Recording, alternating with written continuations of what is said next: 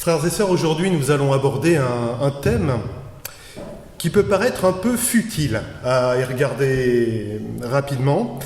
On va parler du plaisir. Alors, c'est vrai que c'est un thème qui peut paraître léger, pourtant il y a un vrai impact dans notre vie à savoir quelle conception vraiment on a du plaisir. Alors, il y a beaucoup de questions qui peuvent venir. Déjà, comment différencier plaisir légitime et tentation ? Deux choses différentes. Est-ce que je suis trop dur envers moi-même en m'interdisant certaines choses ? Peut-être. Ou au contraire, est-ce que je suis trop laxiste ?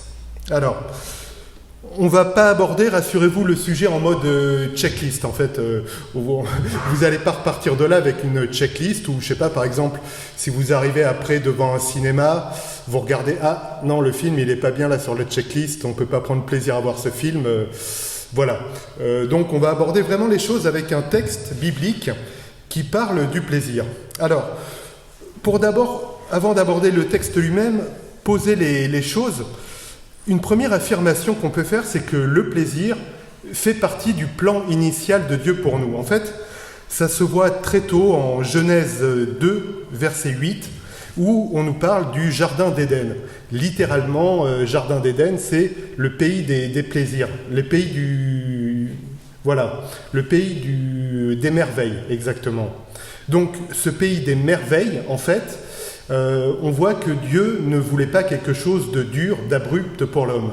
La création était bonne au départ et le fait d'être dans un pays des merveilles, dans un pays qui émerveille et avec des relations saines, fait partie du plan initial de Dieu, bien entendu, qui a été corrompu par la suite. Alors, on va aborder aujourd'hui un texte dans un livre biblique, le Cantique des Cantiques. Donc, pour voir justement, on va parler justement de notions de plaisir de manière assez explicite. Je vous rassure tout de suite, en fait, j'ai pris un des passages qu'on peut lire facilement. Il n'y a pas de passage gênant vraiment dans le passage sélectionné. Tout d'abord, peut-être, alors, si vous connaissez pas bien ce livre, en fait, c'est des mots d'amour échangés entre un homme et une femme, parfois plusieurs personnes, et ça part comme ça. Donc, là, c'est un peu bizarre, donc je suis un homme, donc c'est moi qui vais lire, mais ce que je vais lire, c'est les paroles d'une femme. Moi, je suis à mon bien-aimé, et c'est moi qu'il désire. Viens donc, mon bien-aimé, sortons dans la campagne, nous passerons la nuit au milieu des hameaux. Et nous nous lèverons au matin de bonne heure pour aller dans les vignes, pour voir si elles sont en fleurs et si leurs bourgeons sont couverts, si déjà sont sorties les fleurs des grenadiers. Là-bas, je te ferai le don de mon amour. Les mandragores exhalent leur parfum. Nous avons à nos portes des fruits exquis de toutes sortes, tant anciens que nouveaux. Pour toi, mon bien-aimé, je les ai réservés.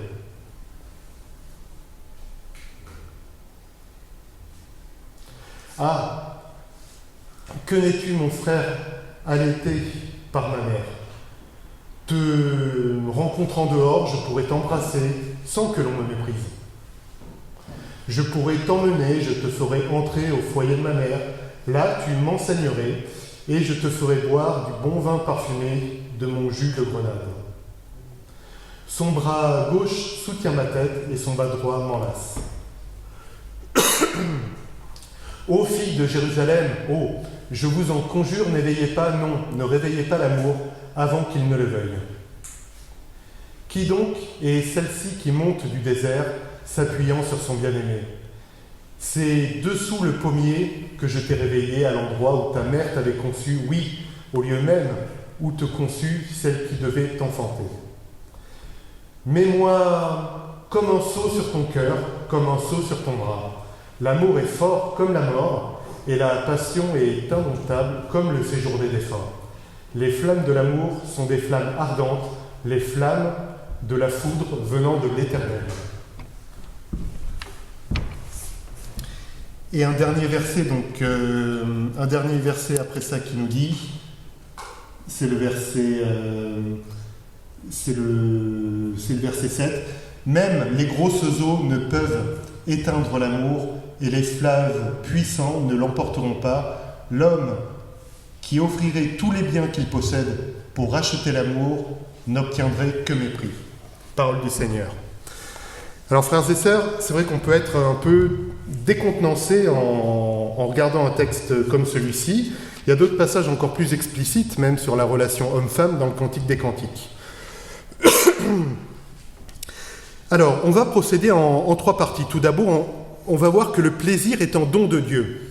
Pas simplement parler du plaisir conjugal, mais le plaisir en général est vraiment un don de Dieu. On va voir ça en revenant sur le texte. Ensuite, on va voir trois choses qui peuvent être des obstacles au plaisir.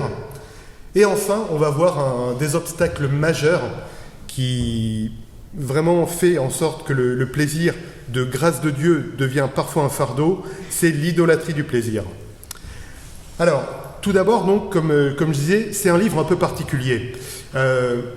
Si jamais vous ne l'avez pas souvent lu, si les choses peuvent paraître un peu étranges, rassurez-vous, ce livre a posé problème dès sa création. Il se trouve qu'il y a eu des débats interminables entre rabbins au début pour savoir est-ce que c'est parole de Dieu ou pas, quoi. C'est un livre qui a été très discuté parce qu'il y a des termes qui, de manière assez crue, parlent de la relation physique entre un homme et une femme.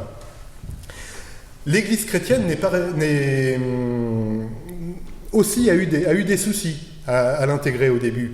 Et pour l'intégrer, alors, beaucoup de théologiens y ont mis, notamment Tertullien, des allégories. Voilà. Non, en fait, c'est juste une allégorie.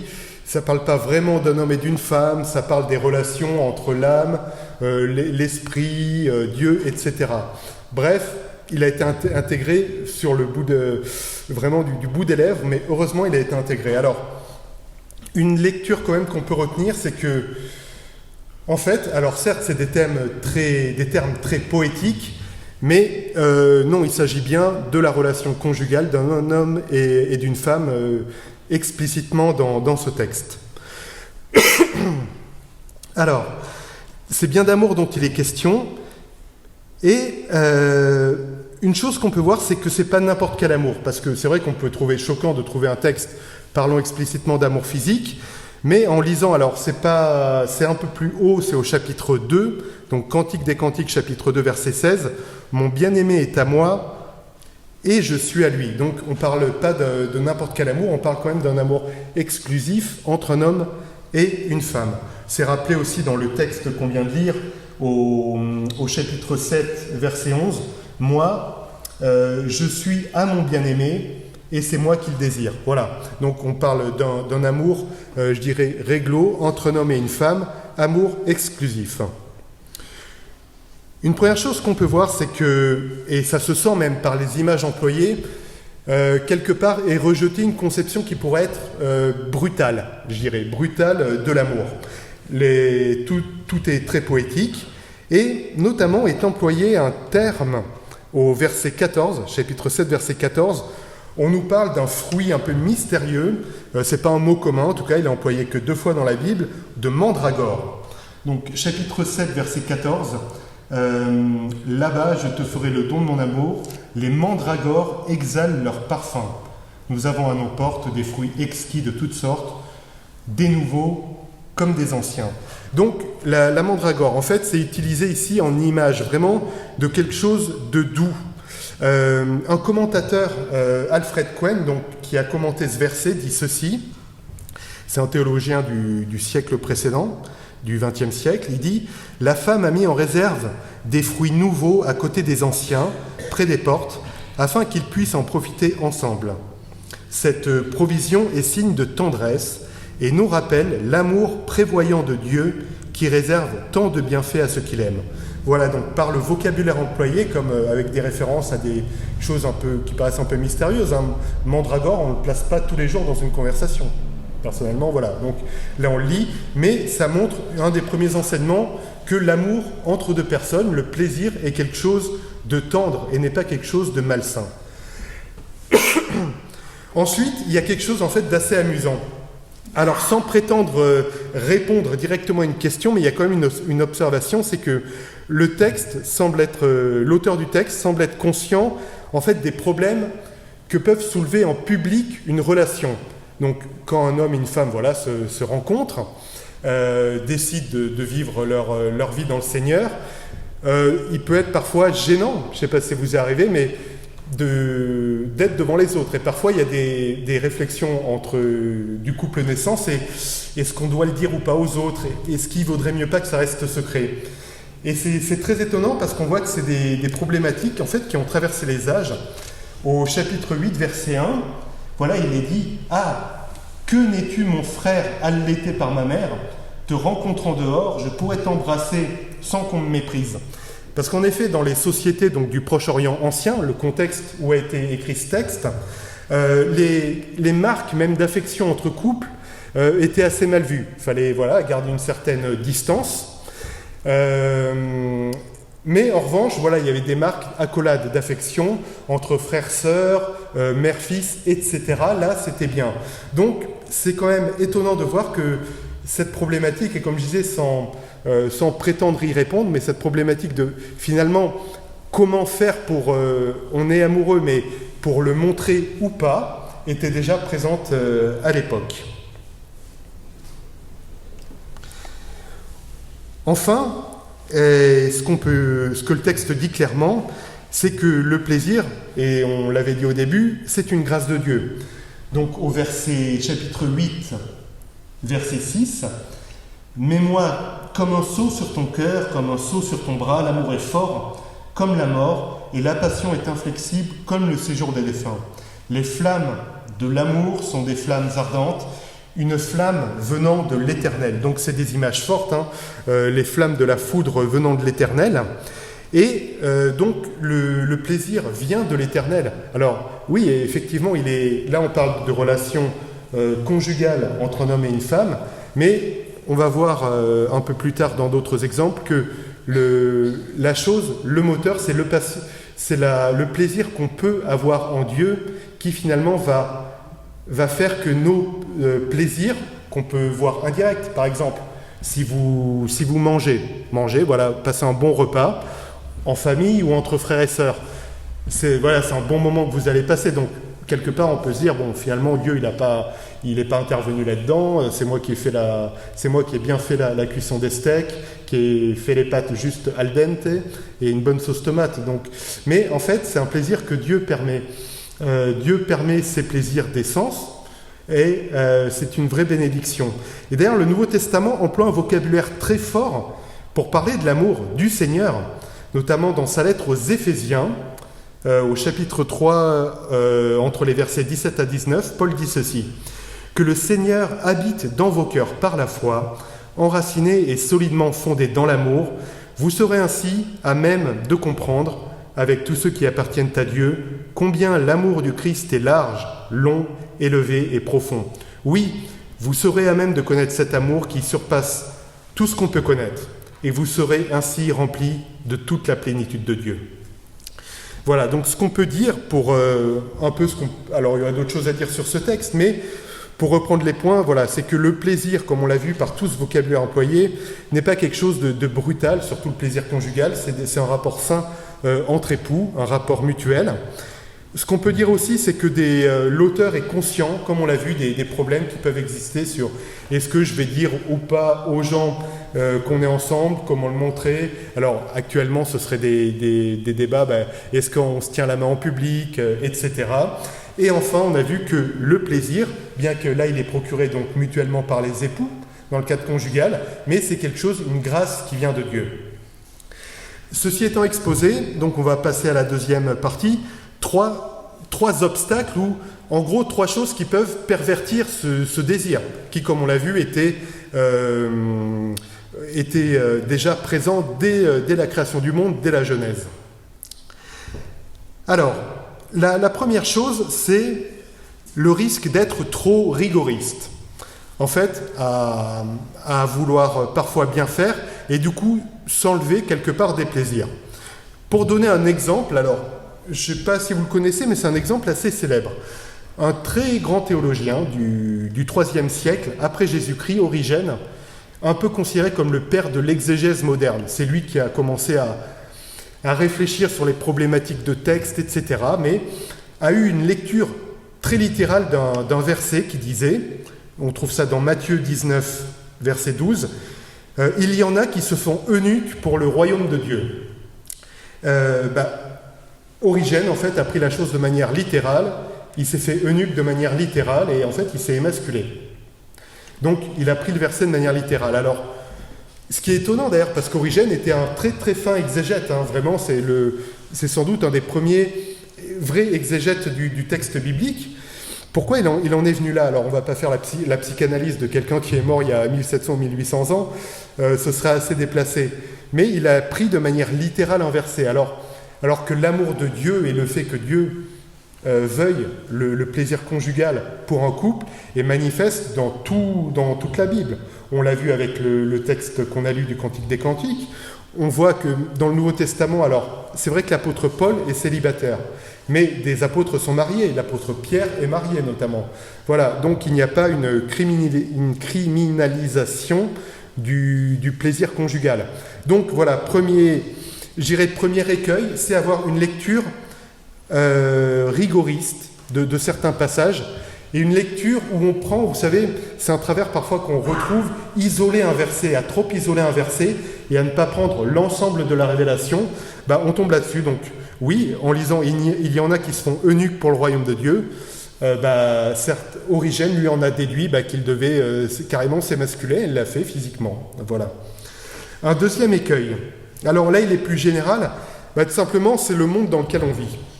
Donc effectivement, suite à la chute, et c'est une très longue histoire, mais le monde propose des choses où la notion de plaisir n'est plus vraiment très saine. Il est assez intéressant de voir comment le monde parle du plaisir et transforme le plaisir.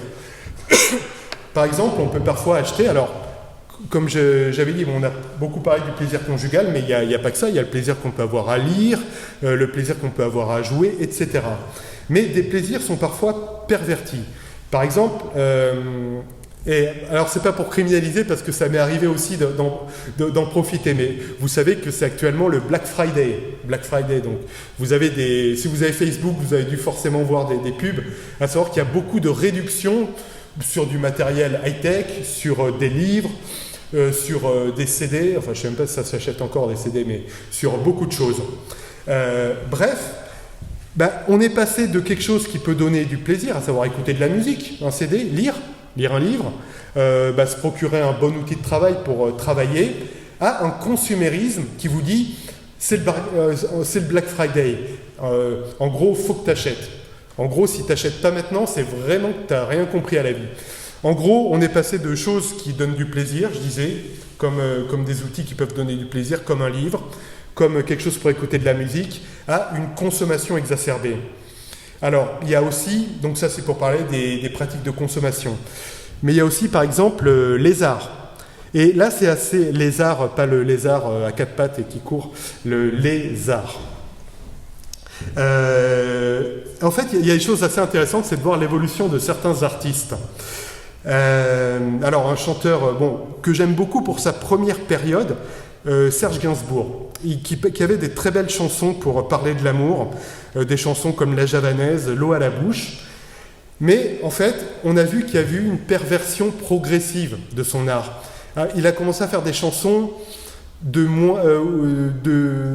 qui tournaient vraiment dans le mauvais goût, jusqu'à faire des chansons de très mauvais goût, comme Love on the Beat à la fin de sa carrière.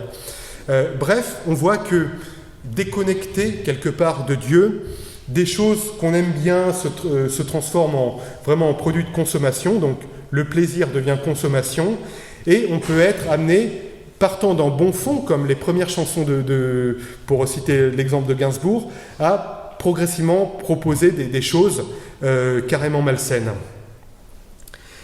Une troisième chose qui peut être un obstacle au plaisir, et là c'est quelque chose qui est très séduisant. Alors, si je vous dis Ô capitaine, mon capitaine, est-ce que ça vous évoque un film? En fait, c'est un film, Le Cercle des poètes disparus. Alors, c'est un film qui est sorti fin des années 80, début 90, donc c'est une époque où j'étais ado.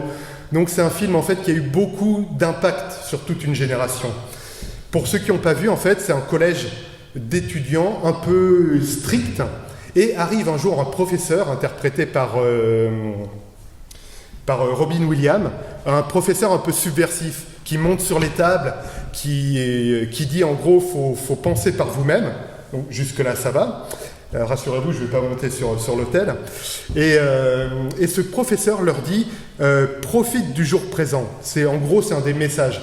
Et ça a tellement marqué qu'à l'époque, en fait, je sais que sur ma trousse d'écolier, j'avais marqué Carpe diem. Voilà, il y avait ce truc, on est Carpe diem, on profite du jour présent. Ça paraît super vu comme ça. Alors déjà, bon, le film n'a rien inventé en fait. C'est un poète du début du XXe siècle qui avait créé un peu ce concept. Un poète qui s'appelle Robert Desnos et qui avait dit, alors c'est les deux alexandrins, vivez si m'en croyez, n'attendez à demain, cueillez dès aujourd'hui les roses de la vie. En gros, profite du jour présent. Alors, ça paraît top, mais en fait, c'est un peu quelque part le culte de l'expérience. Parce que les choses, et notamment pour parler des choses dont on profite avec son conjoint, l'amour, les choses ont quelque part un timing qui n'est pas forcément le nôtre. L'amour c'est pas quelque chose qu'on peut acheter, ça nous est dit à la fin. L'homme qui offrirait tous les biens qu'il possède pour acheter l'amour n'obtiendrait que mépris. Et bref, rentrer comme ça dans un plaisir immédiat, carpe diem, profite tout de suite des choses, fait que quelque part on peut se précipiter vers le plaisir, non pas pour le bien du plaisir, à savoir je partage un plaisir avec mon épouse, ou je partage un bon repas avec des amis, mais se précipiter sur le plaisir pour le plaisir lui-même. En fait, le plaisir n'est plus une conséquence de bienfait, mais il est la cause de notre recherche. Donc, cette approche carpe diem un peu séductrice, qui a séduit toute une génération, et j'ai fait pas exception, je suis aussi tombé dans le panneau, finalement a été assez mortifère pour une bonne appréhension du plaisir.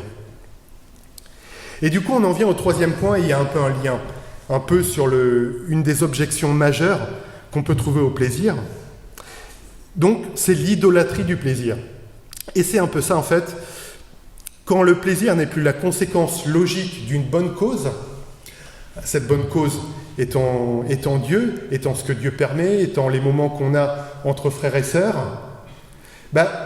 quand le plaisir devient la cause de toute chose, finalement, on l'idolâtre et on vit pour le plaisir.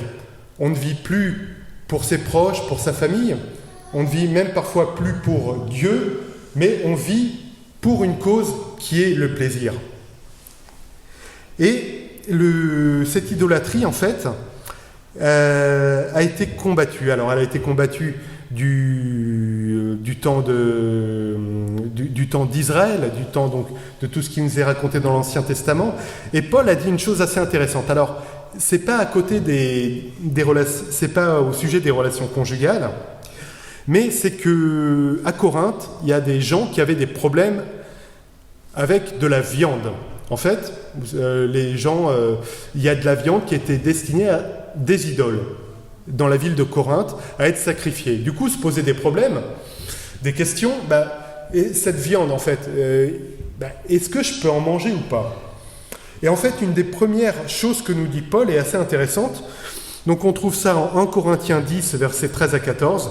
Les tentations qui vous ont assaillis sont communes à tous les hommes. D'ailleurs, Dieu est fidèle, et il ne permettra pas que vous soyez tentés au-delà de vos forces. Au moment de la tentation, il préparera le moyen d'en sortir pour que vous puissiez y résister. Pour toutes ces raisons, mes amis, je vous en conjure, fuyez le culte des idoles. Voilà, donc Paul ici est assez radical. Et en fait, on peut voir comment l'appliquer pratiquement aujourd'hui. En fait, ça peut être assez simple. On n'est pas tous fait pareil, et je crois qu'on peut dire Alléluia, Amen. Ce serait pas très drôle que le monde soit composé de 6 ou 7 milliards de gens uniquement pareils, on finira un peu par s'embêter. Donc on n'a pas tous, toutes et tous, les mêmes occasions de chute. Certains, ça va être les relations de couple. un homme, ou ça arrive aussi à des femmes, va, même en relation, être attiré par une personne qui est extérieure au couple. L'idée de Paul, ici, fuyez le culte des idoles, on peut la reprendre à notre compte. Je vais le transposer alors de manière super moderne.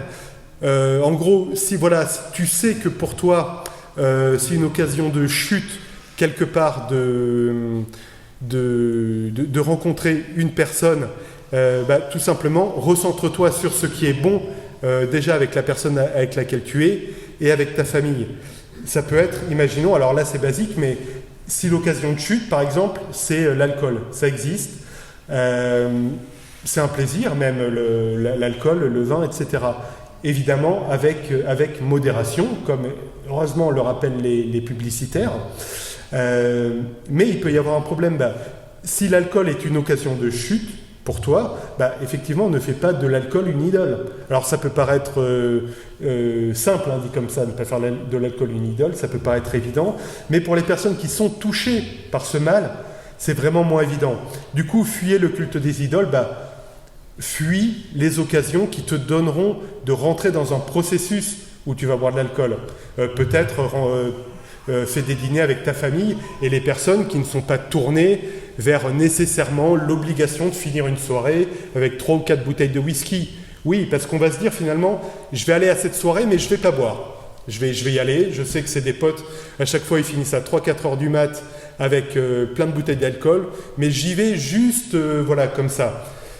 Souvent, et les personnes d'ailleurs touchées par ça le savent, ça finit, finalement, allez, un petit verre, jusque-là rien de mal, 2 petits verres, etc. Donc en fait, autant dans ce cas-là, couper la chose tout de suite et être avec des personnes justement qui respecteront l'addiction, qui respecteront le problème qu'on a avec l'alcool et qui ne vont pas nous tenter avec de l'alcool. Mais parfois, c'est beaucoup plus lourd, en fait. C'est beaucoup plus lourd. Alors, il faut rappeler qu'il n'y a pas de sujet tabou pour Dieu. Bon, aujourd'hui, on en a évoqué un qui est, surtout dans la première partie, qui peut être assez délicat, le plaisir venu de Dieu dans les relations conjugales. Mais il n'y a pas de tabou pour Dieu. Et parfois, bien qu'on se soit mis en tête que, ok, il faut que je fuis les situations qui vont me faire chuter pour retrouver vraiment un plaisir sain, même en se disant ça ne suffit pas, du coup ça peut nécessiter parfois un accompagnement. Et c'est vrai qu'ici, alors surtout certaines personnes sont formées à l'accompagnement pastoral, parce qu'il peut arriver que le problème soit spirituellement beaucoup plus profond. Faut effectivement prier déjà pour trouver du plaisir. Et alors on l'a chanté et on va le rechanter, et effectivement trouver du plaisir en Dieu. En quoi mon plaisir glorifie Dieu et du plaisir pour Dieu. On a un médiateur formidable qui siège à la droite de Dieu et qui intercède pour nous, parce que bien que disant tout ça, et comme disons que je suis conscient du problème vu que j'ai préparé cette prédication, mais ça m'arrive, et d'où l'importance des prières de repentance, de tomber parfois, ça arrive de tomber. Mais il y a quelque chose, c'est notre Seigneur et Sauveur Jésus. Et si on peut finir ce message, 2 choses très importantes. C'est déjà, comme on disait, trouver du plaisir en Dieu, louer Dieu. Alors on le fait effectivement lors des cultes, mais louer Dieu, c'est pas seulement le chant, c'est aussi louer Dieu pour trouver du plaisir en Dieu. La nature a horreur du vide. Alors bon, c'est un dicton, je ne sais plus qui a dit ce dicton, mais en fait c'est assez vrai, la nature a horreur du vide, et quelque part, quand il n'y a pas Dieu, quelque part, il y a autre chose. Et cette autre chose, c'est pas toujours sain.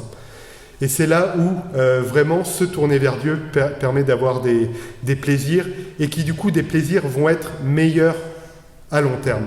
Parce que le fait de dire carpe diem, profitons vraiment du jour présent, c'est vrai, c'est la jouissance immédiate. Voilà, c'est le plaisir, je vais avoir du plaisir tout de suite, immédiatement. Mais à long terme, combien de vies brisées, combien de choses, de relations détruites entre les personnes pour un plaisir immédiat qu'on a voulu tout de suite, maintenant. Et donc, une autre chose, c'est effectivement placer sa confiance en notre Seigneur et Sauveur Jésus-Christ qui intercède pour nous, heureusement, parce que bien qu'étant exhortés, malgré tout ça, nous chutons. Et effectivement, louer Dieu pour sa parole, qui à travers le Cantique des Cantiques, et encore d'autres textes. Alors là, on a lu un petit extrait. Pour la petite histoire, j'ai choisi en fait un passage où les choses entre hommes et femmes étaient le moins explicites, mais beaucoup plus explicites, tourné toujours de manière très poétique, mais que vous pourrez lire dans le Cantique des Cantiques. Tout ça nous amène vraiment à nous replacer sur ce qu'est vraiment le bon plaisir qui est voulu par Dieu pour nous dès la création, comme on l'a dit, et qui est une vraie grâce. Frères et sœurs, je vous invite à la prière. Seigneur, merci de nous avoir créés, merci d'avoir tout créé et de nous donner l'occasion d'avoir du plaisir. C'est quelque chose qui vient de toi. On veut vraiment rejeter cette dégradation du plaisir venu du monde, Seigneur. Ces faux plaisirs trop immédiats. C'est bien au-delà, Seigneur, ce que tu nous promets. Alors, vraiment, on te prie et merci pour ton Fils unique, notre Seigneur et Sauveur Jésus, qui intercède pour nous parce que nous chutons, bien qu'étant au courant de ta volonté et au courant de tous les bienfaits que tu veux pour nous, nous chutons. Et tu es là, toi, pour nous relever par ton Esprit Saint. Au nom puissant de Jésus-Christ. Amen.